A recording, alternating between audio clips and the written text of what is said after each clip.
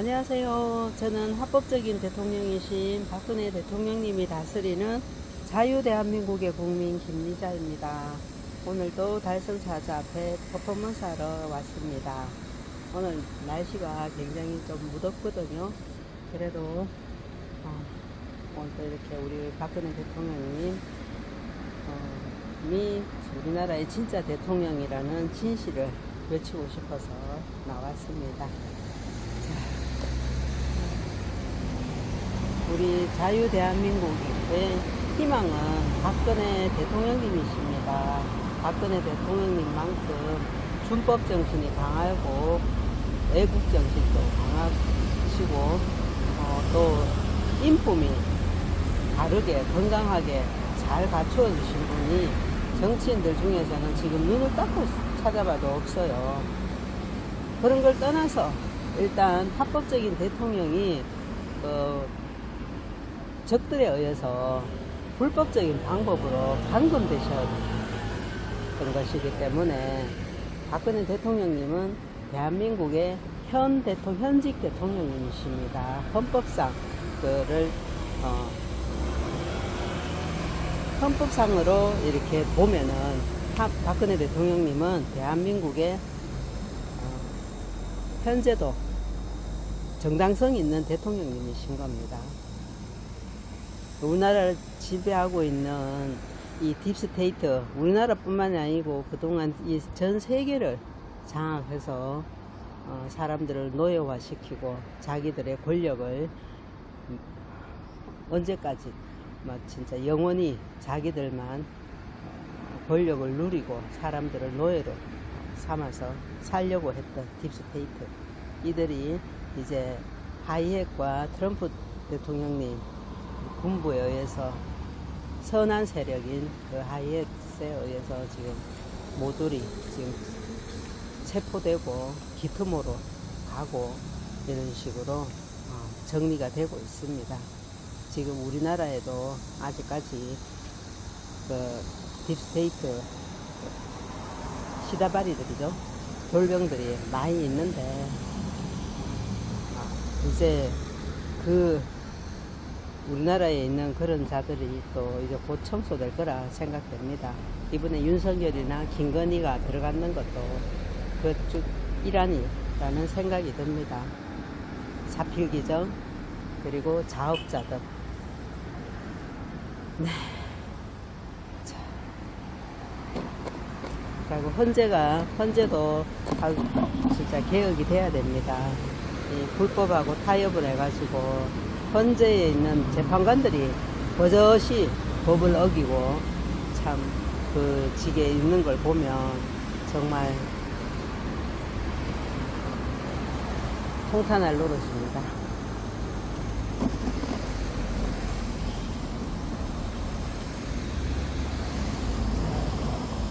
지금 이 전쟁의 수장이신 트럼프 대통령님과 또 우리 박근혜 대통령님께서는 함께 하십니다. 각 두 분 다 선한 세력의 리더들이시고 지금 전 세계, 우리 대한민국뿐만 아니라 전 세계의 평화를 위해서 싸우고 계시는 두 분이시죠. 정말 훌륭하고 존경스러운 분들입니다. 이 시대에 두 분이 계셔서 너무너무 감사한 마음이 듭니다. 그리고 저 멀리 우리 박근혜 대통령이 안 되네. 자 됐네. 우리 박근혜 대통령님께서 계시는 달성사저입니다. 하루속히 달성사저를 나오셔서 청와대로 복귀하시는 그 영광스러운 모습을 뵙고 싶습니다. 자, 이제 애국가 부르고 시작할게요. 동해물과 백두산이 마르고 닳도록 하느님이 보호하사 우리나라 만세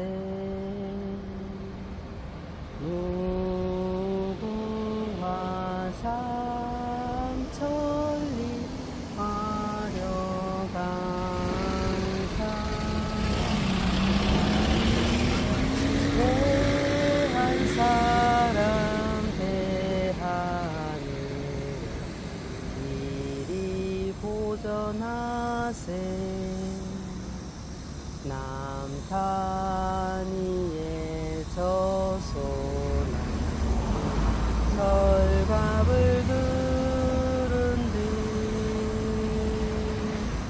바람 소리 불변함 우리 기상일세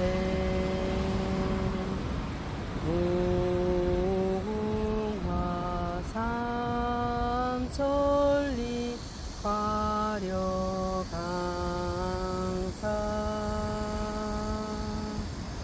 대한 사람 대하늘을 길이 고전하세 가을 하늘 공활한데 높고 구름 없이 밝은 달은 우리 가슴 일편 당신이세 무궁화 삼천리 화려강산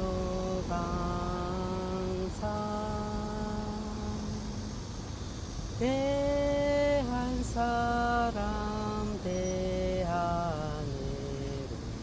길이 고전하세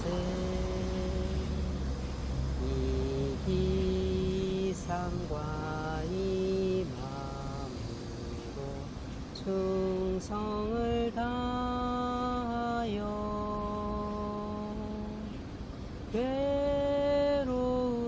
괴로우나 즐거운 나라 사랑하세 무궁화 삼천리 화려강산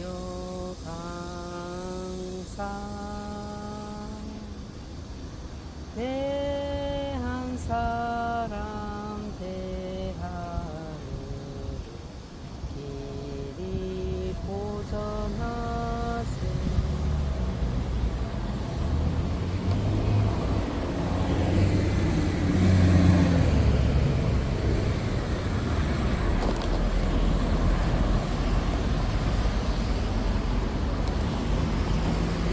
그래요. 여기에 그늘이 이래 딱 있어줘서 너무너무 감사합니다.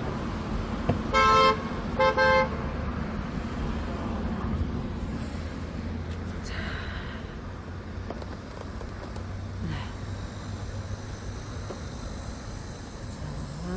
우리 박근혜 대통령님 최고이십니다. 박근혜 대통령님 청와대 복귀만이 대한민국 정상화의 답입니다.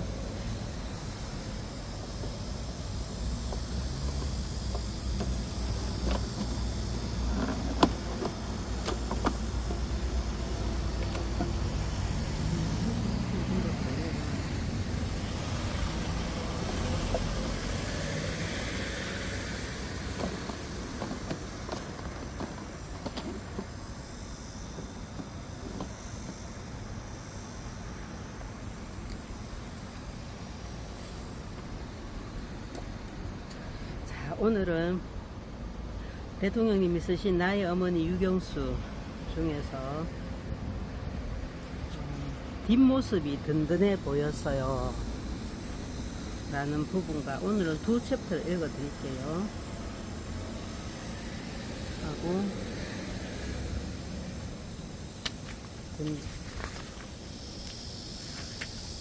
가난이 가르쳐 준 것들 두 부분을 읽어 드리겠습니다. 뒷모습이 든든해 보였어요. 처음 만났을 때부터 결혼을 해야 하지 않을까 하는 생각이 들더군요. 그분을 대한 첫인상에서 일생을 함께 할 수 있는 믿음 같은 것을 느꼈다고나 할까요? 유경수 여사의 고백이다. 말하자면 선을 본 그 순간부터 유 여사는 혼인하기로 작정했다는 의미의 완곡한 표현이다. 유교사가 박정희 당시 육군 소령과 처음 만난 것은 전란의 와중이었던 1950년 8월 하순경이었다. 외가 쪽으로 친척 오빠뻘 되는 송재천 소위, 당시 육본 정보국부에 근무했습니다. 송재천 소위의 주선으로 맞선을 보았다. 박소령이 작업복 차림으로 유교사 가족이 피난 가서 새 들어있는 부산 영도의 일본식 2층 집을 처음 찾았을 때의 인상을 유교사는 훗날 어느 기자에게 이렇게 말했다. 맞선 보던 날 군화를 벗고 계시는 뒷모습이 말할 수 없이 든든해 보였어요. 사람은 얼굴로서는 남을 속일 수 있지만 뒷모습은 남을 속이지 못하는 법이에요. 얼굴보다 뒷모습이 정직하거든요. 그 후 몇 번 만나보니까 그 직감이 틀림없다는 것을 확인할 수 있었어요. 믿었고 소박하고 아주 정다운 분이에요. 그때까지 유교사는 여러 곳에서 청원해온 일이 있었고 선을 본 일도 있었지만 어쩐지 마음이 성큼 내키지 않았다. 그러나 이번만은 첫눈에 마음이 끌렸던 것이다. 콧날이 날카로워 배더구나. 그러나 주관이 확고히 서 있는 듯한 그 눈에 마음이 끌려 그날 밤 잠자리에서 잠이 들려는 동생에게 유교사가 들려준 말이었다. 박정희 소령은 맞선 보던 그해 9월 15일에 중령으로 진급했다. 혼인하기 전날 유교사는 동생과 함께 중앙통의 어느 미장원으로 들어가서 파마를 했다. 당시만 해도 미장원에서 신부를 단장하는 일이 유행하지 않던 시절이었다. 그러나 소박한 머리 매무새로 식장에 나갈 수는 없는 일이었다. 물론 미장원에서 조발을 해본 것은 유교사도 동생도 처음이었다. 다 됐어요. 미용사가 하는 말에 자리에서 일어나 자매는 서로 마주보고 똑같이 어머! 하고 소리쳤다. 그들은 상상했던 것과는 판이한 자신들의 모습에 놀랐던 것이다. 천해 보였다. 평생을 갖고 온 순진하고 우아한 모습이 일시에 사라져버리고 거울에 비친 것은 머리를 마구 볶아놓은 어수선하고 품이 없는 한상의 젊은 여인 같은 인상이었다. 좀처럼 당황하는 일이 없는 유교사도 그때만은 얼굴이 파랗게 질렸다. 얼른 집으로 돌아가서 물을 데워 열심히 감았다. 아무리 감아도 곱고 지진 머리카락이 쉽사리 풀릴 리 없었다. 언니, 내일 결혼식인데 이 일을 어쩌지? 동생이 울었다. 유교사도 동생의 어깨를 꼭 껴안고 울어버렸다. 그 울음에는 지금까지 참아온 온갖 슬픔이 깃들어 있었다. 무엇보다도 아버지의 승낙을 받지 못한 결혼식이 마음에 걸렸다. 영수는 군인에겐 절대로 시집 보낼 수 없다. 아버지는 완강하게 거부했다. 상대가 전장에 나서야 하는 군인이라는 점과 나이가 많다는 것을 내세웠다. 당시 박정희 육군 준령은 34, 유교사는 26이었다. 아버지의 허락을 받을 수 있었으면 오죽 좋으랴. 부모님이 모두 밝은 얼굴로 축복해주는 혼례를 올리고 싶었다. 그것이 유교사의 부모를 받드는 뜻이요. 이번 일이 자칫 잘못하면 평소부터 금실이 화합하다고만 할 수 없는 부부 사이에 결정적으로 금이 가게 할지도 모른다고 생각했다. 잘 생각해봐. 지금도 늦지 않았으니 그만두도록 해라. 아버지, 군인으로 그이에게 어떤 일이 일어난다 해도 다 제 운명이라 생각하고 누구도 원망하지 않겠어요. 유교사는 아버지의 말씀도 일리가 있다고 여겼다. 그러나 박중영에 대한 신뢰와 사랑이 더욱 강했으며 자신의 앞날에 대해서도 확고한 신념을 가지고 있었다. 절대로 불행하지 않고 행복하게 되리라는 장래에 대한 이와 같은 신념은 막연한 것이기는 하지만 때로는 그것이 인생의 방향을 결정짓게 하고 생애에 크게 작용하게 됨을 누구나 경험하는 일이었다. 그의 겨울은 유달리 날씨가 푸근했다. 12월 12일 대구시 계산동 천주교 성당에서 혼례식이 있었다. 그리고 그날 밤 신랑 신부는 대구 시내 조촐한 외식집에서 피로연을 가졌다. 신랑 친구들이 술이 거나해지자 신랑은 번에 못 이겨 자리에서 일어났다. 검푸른 숲속에서 맺은 꿈은 어여쁜 꽃밭에서 맺은 꿈은 그대가 있었기에 혼인 다음 날 아침 유교사가 일어나 보니 부엌이 없었다. 치사시설이 다급한 문제였다. 그날 유교사는 일꾼을 시켜 현관을 개조하여 부엌으로 만들었다. 그리고는 함께 거처하기로 한 동생과 시장에 나가 살림을 마련했다. 냄비 하나, 풍로 하나, 알루미늄 밥그릇과 국그릇 5벌, 수저 5벌, 바가지, 조리, 그릇 씻는 솔, 도마, 식칼, 밥상, 양동이 등 주로 부엌 살림이었다. 언니, 밥그릇을 웬걸 그렇게 많이 사지? 동생이 물었다. 새댁은 웃으며 말했다. 손님이 오실 텐데. 고향 옥천의 교동집 부엌 살림에 비하면 소꿉장난 같았지만 유교사는 첫 살림을 마련하기에 여념이 없었다. 시장에서 돌아온 유교사는 일일이 연필로 깨끗한 공책에 그것을 적었다. 궁상스럽게 그것을 왜 적지었니? 그이는 군인이야. 적은 월급으로 살림을 하려면 아껴 써야 돼. 이것이 새색시의 새로운 생활의 방향이요 다짐이었다. 그 무렵 전세는 긴장되었다. 압록강을 넘어 중공군 몇십만 명이 밀려 들어오고 북진하던 유엔군이 후퇴한다는 소문이 파다했다. 이런 긴급한 판국에 혼인 휴가라는 것이 있을 수 없었다. 박중영이 참모장으로 근무하는 구사단도 이미 동부 전선으로 이동하고 박중영은 사단을 따라가야 했다. 그러므로 박중영은 하루도 쉬는 날이 없이 혼인한 다음 날도 근무를 했다. 근무를 마치고 혼례식 일로 신세를 끼친 친구들을 만나 인사를 치르고 늦게 돌아왔다. 유교사와 동생이 손수 지은 밥상이 주인을 기다리고 있었다. 깨끗한 보자기가 덮여 있었다. 상을 받은 박중영이 물었다. 처제, 저녁 먹었소? 처제가 쑥스러워할까봐 그녀에게 먼저 말을 건넸다. 안 먹었거든. 같이 먹어요. 형부 먼저 드세요.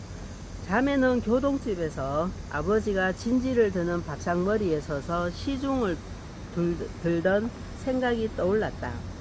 이미 몸에 익은 습관, 비록 업을 하고 밥상머리에 서 있진 않는다고 하더라도 우어른이 진지를 들기 전에 수저를 들 수는 없었다. 저녁 식사를 마치자 주로 처제를 상대로 이야기를 나누며 오랜만에 오붓한 가족적인 단란의 감미로운 분위기를 박중영은 경험했다. 유교사도 비록 그것이 새방의 신접 살림이라 하더라도 자신의 참된 생활이 이제부터 전개됨을 실감할 수 있었다. 겨울밤은 깊었다. 피란지에서 신접 살림을 시작한 대구시 한 구석진 새방에는 늦도록 불이 켜져 있었다. 다음날 이른 새벽 박중영이 자리에서 일어나자 물을 데워 따뜻한 새순물을 세숫대야에 받쳐들고 마루에 서 있는 아내를 발견했다. 곱게 빗은 머리, 10개 화장한 얼굴. 유교사는 평생 동안 자녀 앞에서라도 잠자리의 헝클어진 모습을 보인 일이 없었다. 유교사의 그와 같은 단정한 모습이 신부다운 긴장감에서 빚어진 것이라면 유교사는 평생 동안 긴장을 늦추는 일이 없었으며, 그것이 단정한 성격에서 빚어진 것이라면 또한 평생 동안 그 성격이 변하지 않았다. 그리고 가난이 가르쳐 준 것들. 1972년 12월 서울 영동지구의 시영주택이 완공된 직후 유교사가 그곳을 방문했을 때의 일이다. 10여 평 남짓한 서민주택이었으나 새로 지어 단장을 하고 보니 비둘기 집과 같이 아담해 보였다. 아기를 둘씩이나 가진 어느 30대 주부가 새로 이사온 짐을 정돈하느라고 분주했다. 비록 낡은 것이기는 하나 찬장, 그릇 등 가재 도구를 그야말로 아기자기하게 정돈해 놓고 있었다. 유교사는 유심히 집안을 살펴보다가 그 젊은 주부에게 이렇게 당부하는 것이었다. 알뜰하고 행복하게 사셔야 해요. 네. 상기된 얼굴로 주부는 유교사를 쳐다보며 대답했다. 그 얼굴에는 행복감이 서려 있었다. 참 행복할 거야. 동행한 서울시장 부인은 유교사의 의조에 너무나 절실한 느낌이 서려 있어서 어리둥절해 하자 유교사가 되풀이해서 들려주었다. 새로 집을 마련한 그 주부가 얼마나 행복할까. 저렇게 내 집을 마련해서 평범하고 행복하게 한 가정을 다독거리며 사는 것이 그렇게 행복해 보일 수가 없네. 시장 부인은 여사의 말을 들으며 가슴이 찡하게 울렸다고 한다. 서민의 심정, 평범한 주부의 심정을 그처럼 깊이 이해하는 분을 모시고 있는 자신의 감격이 심금을 울렸던 것이다. 잠깐만요.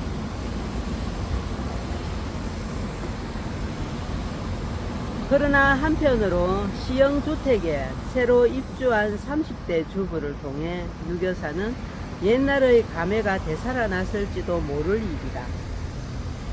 그때로부터 20여 년 전 유교사가 보문동, 당시 고사북동에 살고 있을 때였다. 하루는 신설동시장에서 돌아오는 길이었다. 길가에 탐스럽게 익은 사과를 쌓아두고 팔고 있는 가게가 있었다. 유교사는 시큼한 사과가 먹고 싶었다. 그럴만도 했다. 둘째 아이 근영씨를 가져 입덧이 심할 무렵이었다. 그러나 시장 갈 때마다 준비해가는 쪽지에 적힌 물건을 모두 사버렸으므로 주머니엔 남은 돈이 없었다. 설령 남은 돈이 있다 하더라도 그것으로 자신이 먹고 싶은 것을 살 수는 없었다. 사과 한 개에 불과하더라도 자신이 먹고 싶다고 사 먹게 된다면 알뜰하게 꾸려가는 살림이 근본에서부터 흔들릴 것만 같았던 것이다. 그것이 크건 작건 자신의 욕망을 억제하지 못한다면 성의와 의지로 버티어 나가는 긴장이 단번에 무너져 버리고 좌절될 것만 같았다. 참자. 유교사는 먹고 싶은 사과 한 개를 끝내 못 사 먹었음을 훗날 청와대로 들어오기 전까지도 남편에게 말하지 않았다. 남편이 지나치게 가정생활에 마음을 쓰게 될까 두려워했기 때문이다. 남편이 부정을 저지르게 되는 책임의 태반은 아내가 져야 한다. 유교사는 경험에 비추어 이런 요지의 말을 강하게 주장했던 것이다. 유교사의 검소하고 전략하는 생활은 이미 몸에 밴 것이었다. 혼인 후부터 한결같이 분수에 벗어난 사치나 낭비를 해본 일이 없이 알뜰하게 살아온 여사였다. 청렴한 군인의 아내로서 생활의 어려움을 몸소 겪어본 유교사는 가난의 서름을 누구보다도 깊이 이해하고 있었다. 유교사가 서울에서 살기 시작한 것은 1953년 휴전 직후였다. 어느 날 강원도 양구 근처에서 근무하고 있는 박대령에게서 서울에 방을 마련하였으니 솔가하여 오라는 기별이 왔다. 유교사는 어머니와 곧 이삿짐을 챙겼다. 국방색 철제장 하나에 이부자리를 찬 보따리 몇 개가 이삿짐의 전부였다. 국방색 철제창은 결혼 때 친구들이 선물로 마련해준 신혼생활의 유일한 재산이라 할 수 있다. 집은 동숭동 옛 서울 법대 뒷동네로 차가 올라가지 못할 만큼 산꼭대기에 있었다. 낡은 고가로서 대문이랄 것도 없는 삐걱거리는 문을 들어서면 D자로 꼬부라진 쪽문이 있는 문체관의 방이었다. 문간체의 방이었다. 안뜰채 아랫방이 하나 더 있었는데 동생이 거처했다. 7월 말에서 8월 한 달은 무더운 철이다. 동숭동 꼭대기에 얻어든 새방은 천장이 낮은 탓인지 한여름 태양볕에 방안이 찌는 듯 더웠다. 더구나 이 서향 바지 단칸방은 오후가 되면 햇볕이 아랫목까지 비쳐들어 숨이 막힐 것 같았다. 박 대통령의 부관으로 있었던 원병호 중위는 당시 박 대통령 월급의 정확한 액수는 기억할 수 없으나 살 한 가마 값이 모자라는 액수임에는 틀림없었다고 했다. 이 정도의 월급으로 그네양까지 합쳐 네 식구의 생활을 꾸려나가야 했던 유교사의 고초와 생활은 그야말로 눈물겨운 것이었다. 무엇보다도 유교사는 새방의 문지방이 유난히 높은 것이 고통이었다. 겨우 혼자 걸어다니기 시작한 그네양의 어머니가 이마가 성할 날이 없었다. 부엌에서 일하던 엄마가 수돗물을 받으러 가 있으면 그네양은 엄마를 찾아서 문지방을 넘다가 나동그라져서 이마를 깨거나 무릎을 다치기 일쑤였다. 8월의 어느 날 일선에서 박대령이 상경한다는 연락이 왔다. 유교사는 평소에 다니던 해화동 시장이 아니라 동대문 시장으로 나갔다. 물건값이 살 뿐 아니라 신선한 생선을 구할 수 있었기 때문이었다. 어물전에 들어선 유교사는 이것저것 남편이 좋아할 만한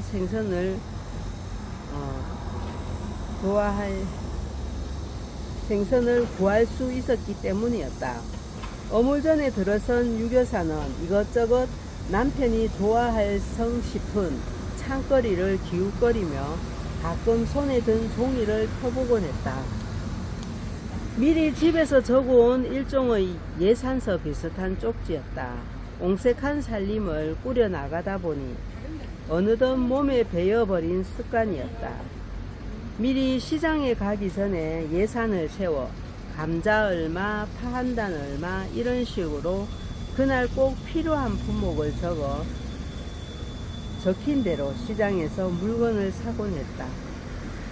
다만 최소한의 예산으로 같은 값이면 좀 더 싱싱하고 좀 더 좋은 것이 없을까 하고 동네 가까운 시장이 아닌 먼 동대문 시장까지 나오게 된 것은 아내로서의 성의요 남편에 대한 정성이었다.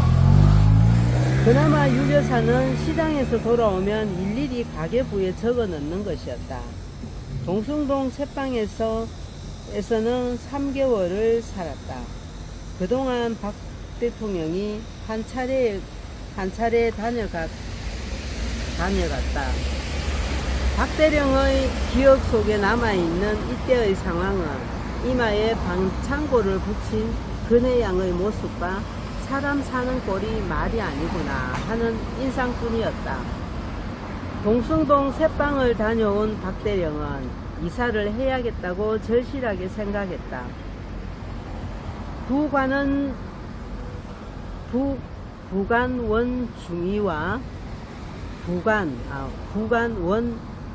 원중위와 의논했다. 박대령의 부탁을 받은 원중위는 마침 고사북동 사촌 누인의 집이 비게 되어 그 집을 알선했다. 동숭동에 새들었던 돈으로 그 집을 얻기는 힘에 겨웠다. 전세금을 깎고 안간 힘을 써서 겨우 독채를 전세로 얻게 되었다. 유교사에게는 독채를 쓸 수 있는 기쁨과 가족들의 군색함을 살펴주는 남편의 애정이 마음 든든한 즐거움을 안겨주었다. 가로수의 단풍이 노랗게 물든 10월 말 유교사 가족은 고사북동으로 이사를 했다. 지금의 동문동 파출소에서 멀지 않은 언덕배기에 오똑 솟은 자그마한 주택이었다. 시집 온 후로 새빵살이만 하던 유교사에게는 건평 20평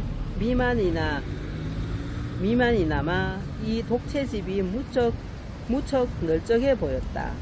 별다른 가구가 없고 보니 집안이 팽댕그레 빈집 같았다. 솥은 주인이 사용하던 것을 그대로 빌렸었지만 반반한 그릇이 제대로 없었다. 찬장도 선반도 없었다. 군인 가족이니까 여기저기 이사를 자주 다니다 보니 살림 도구가 저렇게거니 여기던 이웃 사람들도 하루 이틀 지나면서 좀처럼 변할 줄 모르는 살림에 놀라움을 금치 못했다. 이 집에는 수돗물이 나오지 않았다. 그래서 앞집의 신세를 져야만 했다.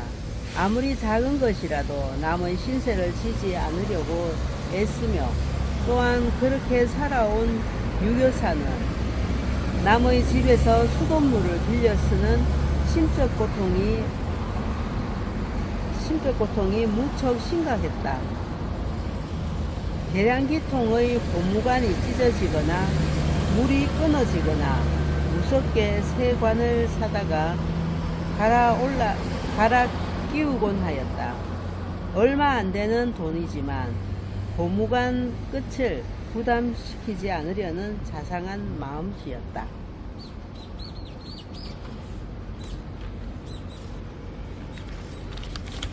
하루는 앞집으로 굴비 2두rum을 유교사가 들고 갔다. 앞집 부인이 사양하자 유교사는 우린 고기나 생선을 잘 안 먹어요 했다. 함께 시장에 다녀본 경험으로 미루어 그 말을 고지 들었다. 유교사는 시장에 갈 때마다 뽕나물이나 두부를 살 뿐 쇠고기나 생선을 사는 일이 없었으므로 식성이 물이나 비린 것을 좋아하지 않는가 보다 여기게 되었다. 그러나 훗날 생선이나 고기를 잘 안 먹는다고 말한 것은 수돗물을 쓰는데 대한 고마움의 표시였음을 알게 되었다. 1955년 10월경 미 육군 포병학교 유학을 마치고 돌아온 박정희 준영이 광주 포병학교 교장으로 발령남에 따라 유교사는 고사북동 생활을 마무리 짓고 교구 교장 관사로 옮겨가 살았다. 이듬해 7월 박준장이 강원도 양구로 진출됨에 따라 유교사는 곧 이삿짐을 꾸려야만 했다. 새로 마련한 새방은 노량진 역전에서 100m쯤 골목 안으로 들어간 곳이었다. 안채에 붙은 두 평 남짓한 부엌도 딸리지 않는 방이었다. 막상 노량진 새방에 도착하고 보니 짐을 부릴 자리가 있어야죠. 골목에 차를 세워두고 밤을 세웠지요. 사모님께서 밥을 지으시려 하니 부엌이 있습니까? 솥을 걸 아궁이 있습니까? 제가 사모님과 판자를 다시 부엉이 앞에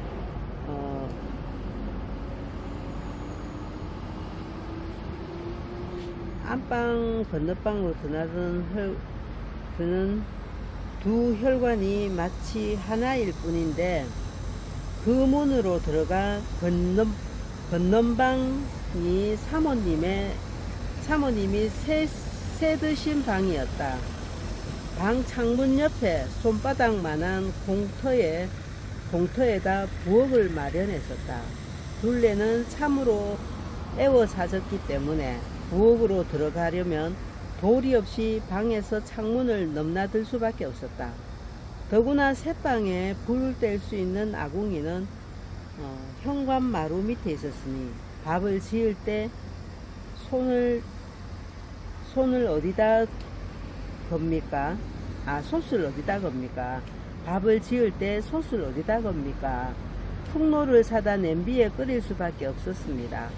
그때 참 너무하다 하고 저도 울었습니다. 아무리 한들별을 단 장군님의 집이 이럴 수 있느냐고. 잠깐만요. 내용이 조금 기네요.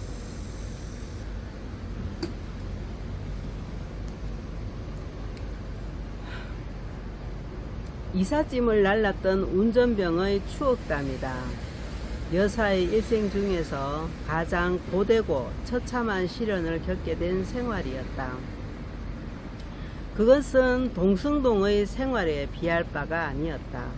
이때의 생활을 함께 살던 친정어머니는 이렇게 적고 있다. 방에는 불도 들이지 않고 방바닥에서 물이 줄줄 나서 그때 군인의 우이인 고무로 만든 장옥을 방바닥에 다 깔면 축축하게 누기가 차서 도무지 앉지도 눕지도 못하여 밤이나 낮이나 서성거리고 밥은 풍로에다가 해서 끼니라고 때우고 그때 참말로 고생도 말할 수 없이 하고요. 손녀딸 그네는 아파서 울곤 했어요. 이제 유교수 여사님 어머니가 친정어머니께서 말씀하신 거네요. 유교사는 가족들의 전심을 콩나물죽으로 때우거나 저녁 식사로 콩나물밥을 지을 때가 허다했다. 그리하여 일선에서 연락병이 불시에 오게 되면 우리 집 명물 콩나물죽 하고 콩나물죽을 대접하거나 따로 밥을 지어준다고 해도 그것은 콩나물밥이었다. 그만큼 알뜰했다는 뜻도 되고 어려웠다는 뜻도 된다. 노량진의 생활, 그것은 유교사가 이 세상에서 경험한 가장 쓰디쓴 것이었으며 이와 같은 생활을 통하여 가난한 서민 생활의 밑바닥을 체험하였던 것이다. 또한 그것은 훗날 대통령 영부인으로서 국민들의 생활 저변을 이해할 수 있는 하나의 축복일 수도 있었다. 이처럼 군색한 생활 속에서 유교사는 내 집을 마련하기 위해 혼인 직후부터 푼푼히 저축을 하고 있었다. 그야말로 살림이 어렵기 때문에 가계부를 가지게 되고 그와 함께 규모 있는 전략과 내핍 생활을 통해 다달이 몇 푼을 내 집을 마련하기 위해서 저축하고 있었던 것이다. 물론 그 액수가 내 집을 마련하기에는 어렵다는 것이었지만 그렇다 하더라도 남의 도움이나 알선을 받기 위해 그렇다 하더라도 남의 도움이나 알선을 받기 위한 깃털이 되어졌던 것이다.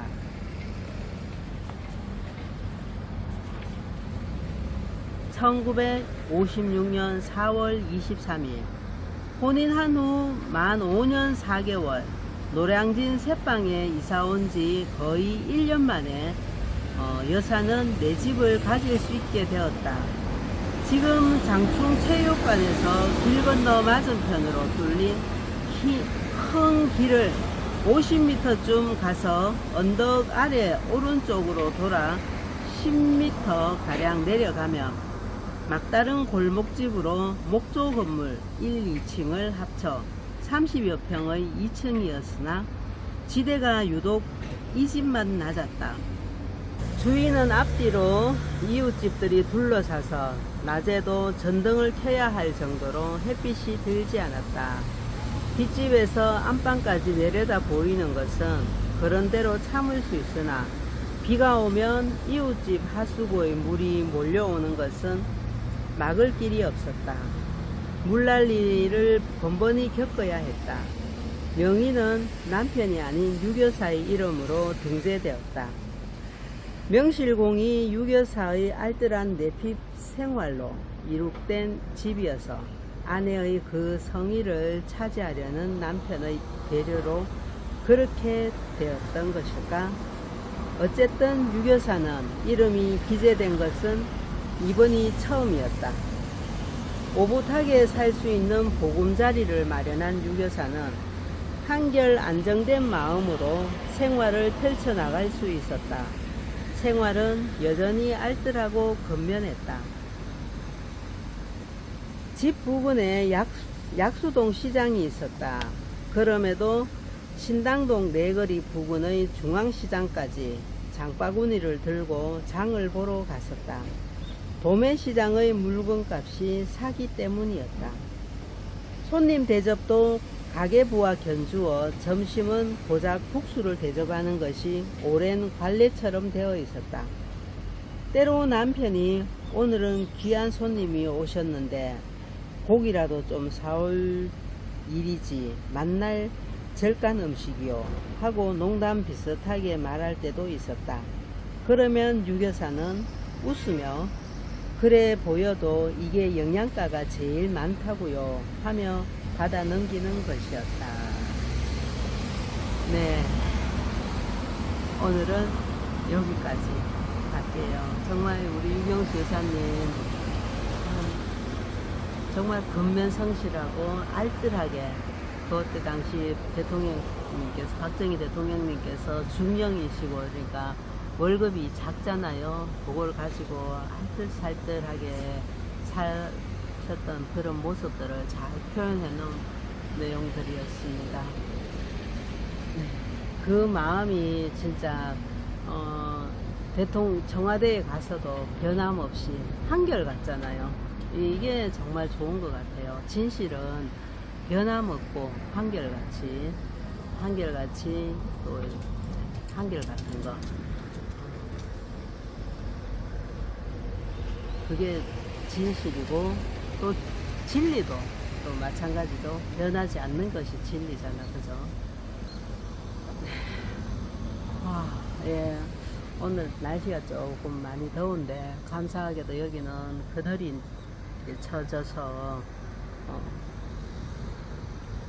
오늘 또 이렇게 달성 사저에 와서 편안하게 쉼을 얻고 갑니다. 오늘은 여기까지 하고 이제 나의 조국 부르고 마치도록 하겠습니다.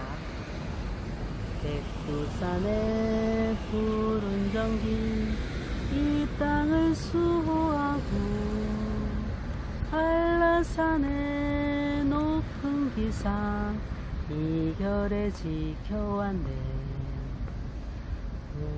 무궁화꽃 피고 져도 유구한 우리 역사 굳세게도 살아왔네. 슬기로운 우리 결에 영롱한 아침 해가 동해에 떠오르며 남송 금수강산 여기는 나의 조국 조상들의 피땀 어린 빛나는 문화유산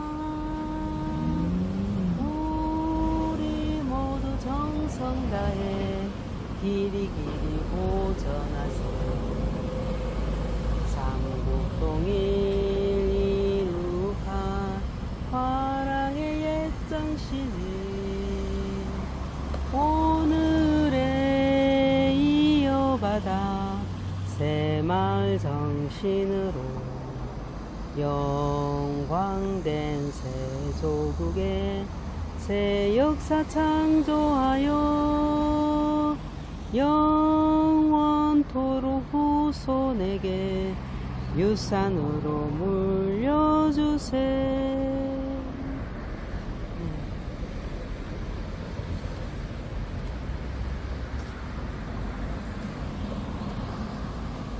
오늘은 시작할 때 대통령님께 인사드리는 것을 깜빡했더군요. 가만 생각해 보니까 늘 마칠 때는 그냥 이렇게 인사하고 가는데 오늘 절 드리고 큰 절 드리고 마치겠습니다.